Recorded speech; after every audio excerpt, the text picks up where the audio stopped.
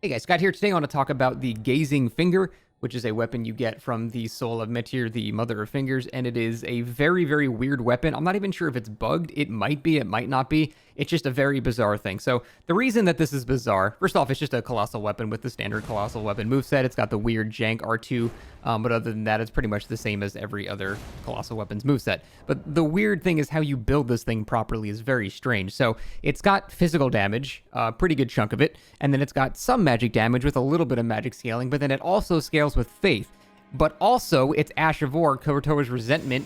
This does, we tested, it's holy damage.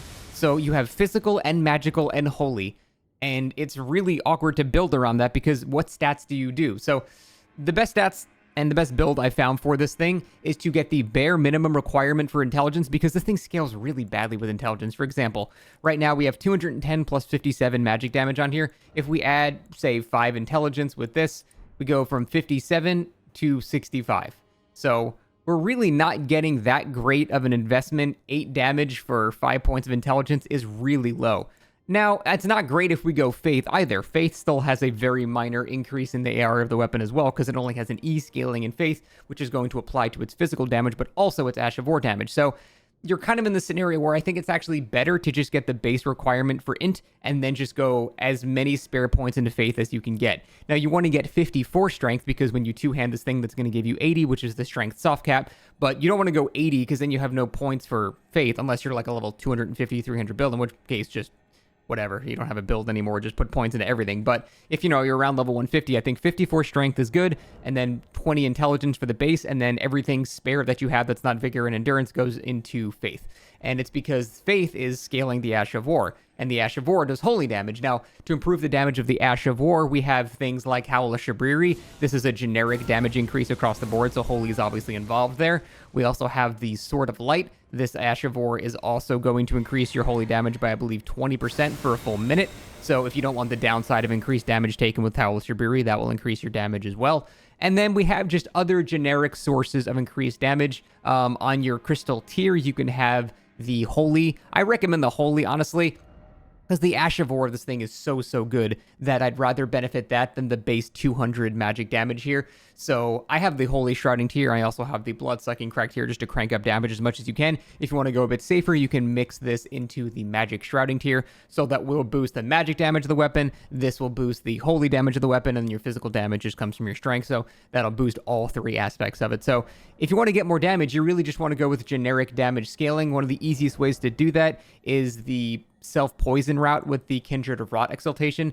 This is a standard damage buff setup where you poison yourself and you trigger this, which gives you 20% generic damage. Then you wear the Mushroom Crown, which gives you 10% generic damage. You can also have the Poisoned Handout, which is a new item that gives you 7.5% generic. Basically, if you have all these things out and you just throw a couple of fetid pots, you'll poison yourself and gain about 40% more damage across the board, which is going to add up to be quite a bit, but that's only for 20 seconds. So those are the best ways to actually build the damage. You want to go anything that increases your holy damage, like Sacred Scorpion Charm. Golden Vow is another generic source of damage there, but I would lean more into the faith side of it, because if you actually stack your damage buffs and you have everything ready to go and you've got the right talismans for it, then I think the damage that this thing does is actually pretty insane, and it also has an insane AoE. It also goes in a far cone. It has a knockdown. It does, 4,100 damage with no Shadow Tree fragments. On players, this immediately one-shots them with no chance of living whatsoever.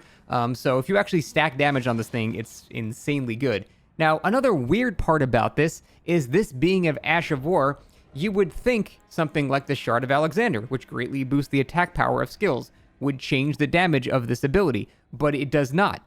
Actually, that's not entirely true. What it does is increase the damage of the hit of the weapon, but the actual follow-up shockwave is not affected at all here. So, for example, with the Shard of Alexander, I will go up in melee range here, and I will physically hit with the weapon and then the Ash of War. The physical hit does 781, and now without the Shard of Alexander, the physical hit does 679.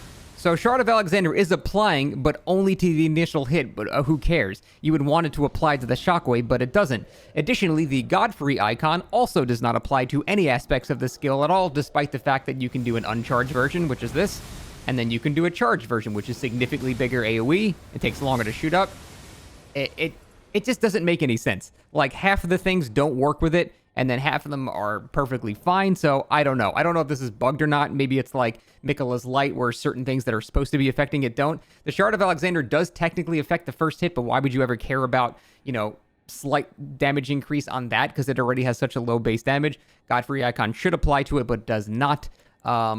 And the only thing that seems to do more damage are generic sources like Howler Shabriri, Golden Vow, and holy damage increases like Sword of Light and the Sacred Scorpion Charm. But that's it. It's a very awkward weapon to build around, but if you do stack buffs, it basically one-shots players, and that could be insane because this thing has a ton of hyper armor and it goes really, really far. So that's the way I build it. Lean into the base strength to get to 80 while two-handing, which is 54.